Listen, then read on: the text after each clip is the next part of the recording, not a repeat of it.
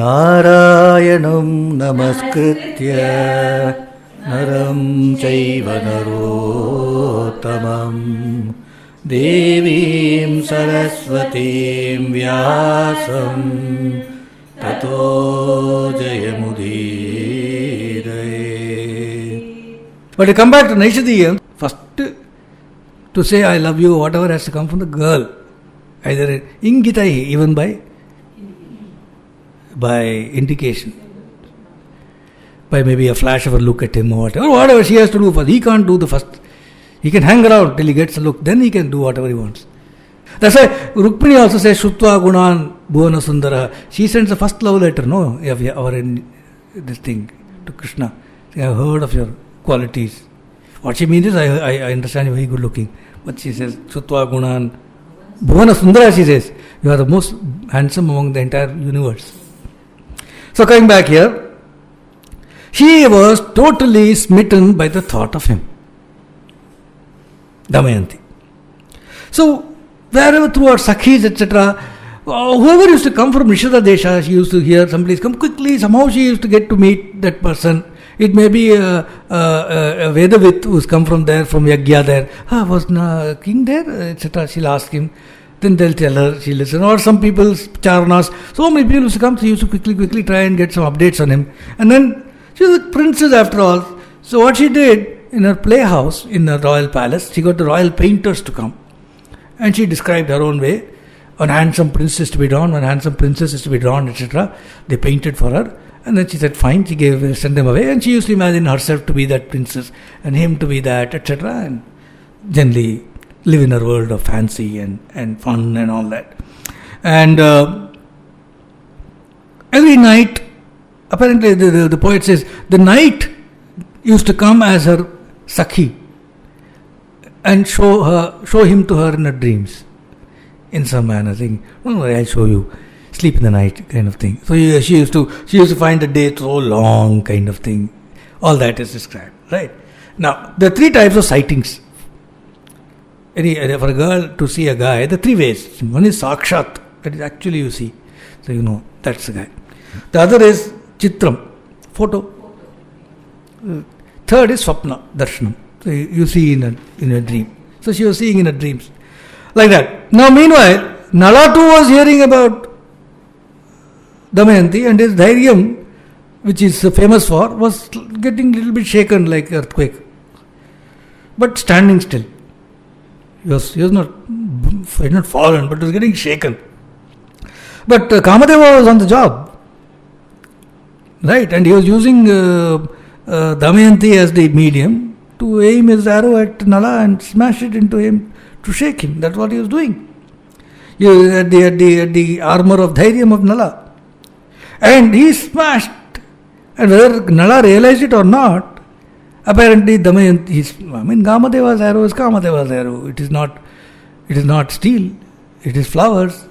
And it enters whatever the armor that you have. So there, floating in a river of shyness, Damayanti, without Nala realizing, entered into his heart. He doesn't realize it, but he is affected now. So he was trying to hide his emotions and all that, but making a mess of it.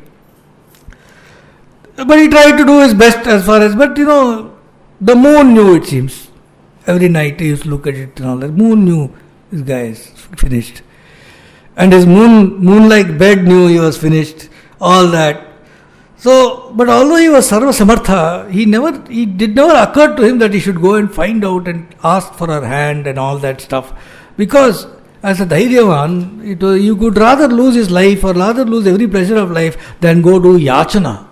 He can't go with a begging bowl and all that. So he was kind of firm. But because of all this problem that he was undergoing, he used to look sorrowful. So people used to ask him, why are you looking sad? So he used to give some reason, what happened. Something he used to tell. But his face had lost color.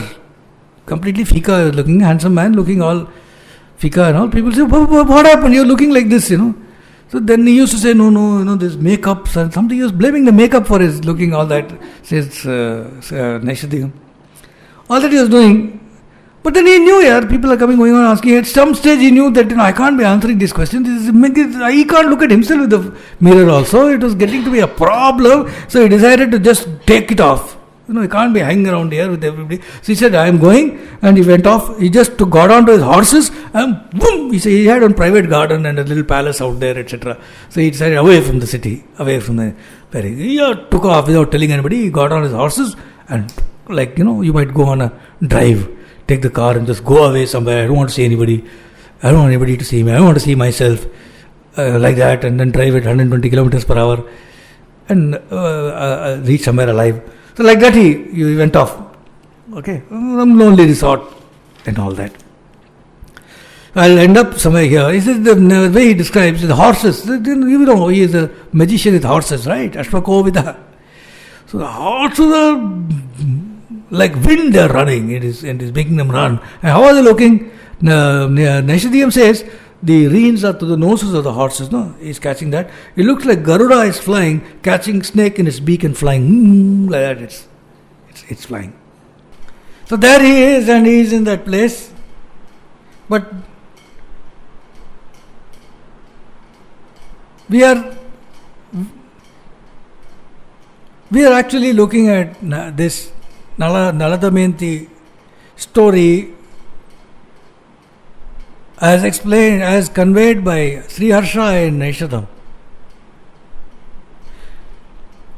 And it is a book of joy,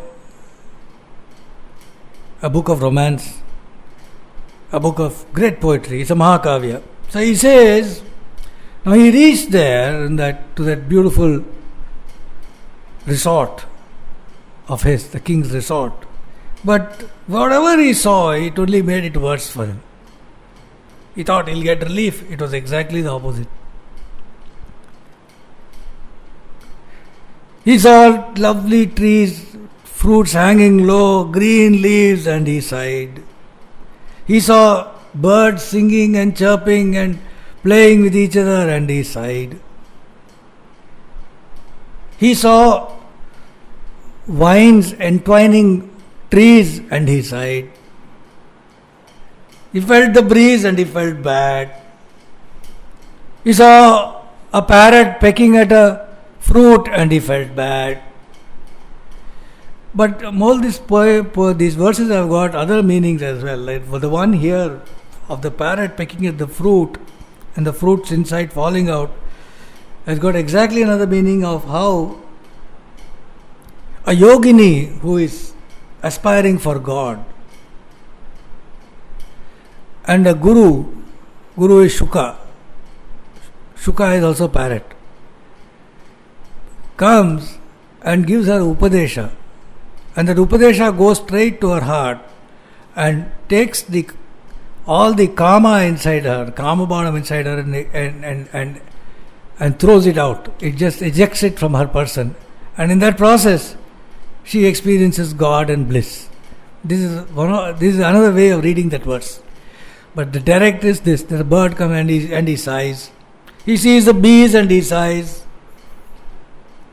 He sees the breeze blowing away the leaves from the tree and he closes his eyes.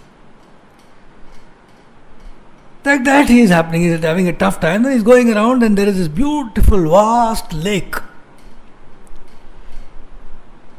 which looks as if it is hiding in the forest. It's a beautiful lake in the forest, full of lotuses and lilies and droves of bees and crystal clear water in which is reflected the country house of Nala, like that. Beautiful, like Satopantal we saw, right?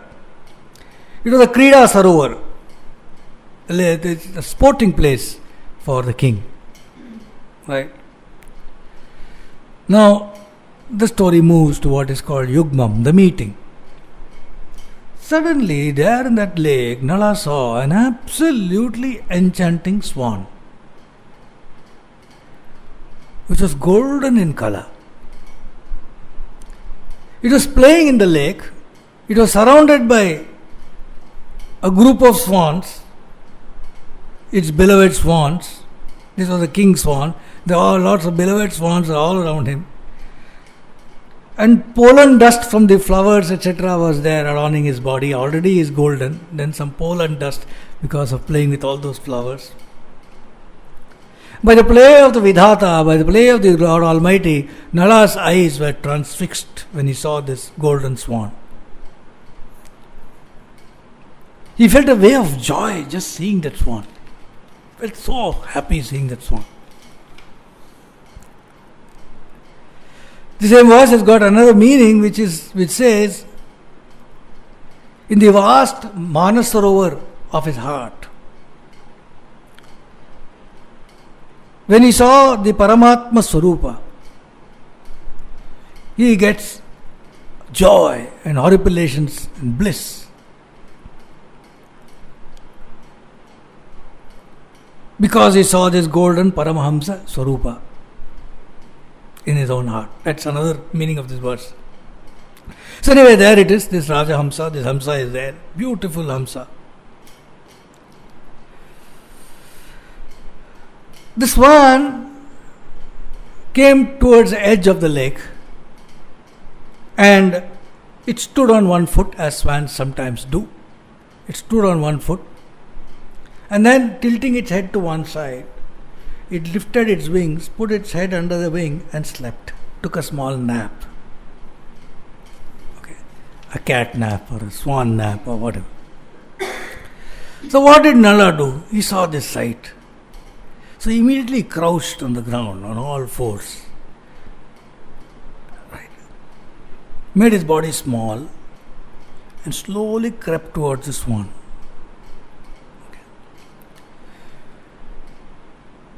Like Vamana Avtara, he became small. And he slowly crept towards the swan. And suddenly he struck and he caught it. Like Vamana Avtara had become Trivikrama and had done, in a trice, had measured all the heaven and earth. Like that he caught it. The swan got caught like a silly goose. It was caught by him. It tried to escape, it tried, it did this, that, and tried to escape and tried to bite him and all that, but nothing. This man had caught it fully in his hand. But the swan was not alone, it had all beloved swans, so they were all caw, they were all shouting and they were flying above, and then they were all very angry looking, this swan has got caught, and they wanted to they were trying to fly away from there, saying, who will live in this cruel country where a cruel king is there, who has caught hold of, what kind of place is this, we should abandon this country and go away, like that they were trying to fly away. Nala was feeling thrilled that he had caught it, he was complimenting himself that I have caught it like that. Swan realized it can't escape, it can't bite him, so it turned and it spoke to him. The swan spoke to Nala.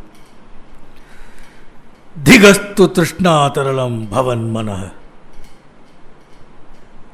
Scolded him. The swan scolded him, saying, what kind of fickle mind you have. Such a fickle mind that you have got attracted to my golden feathers.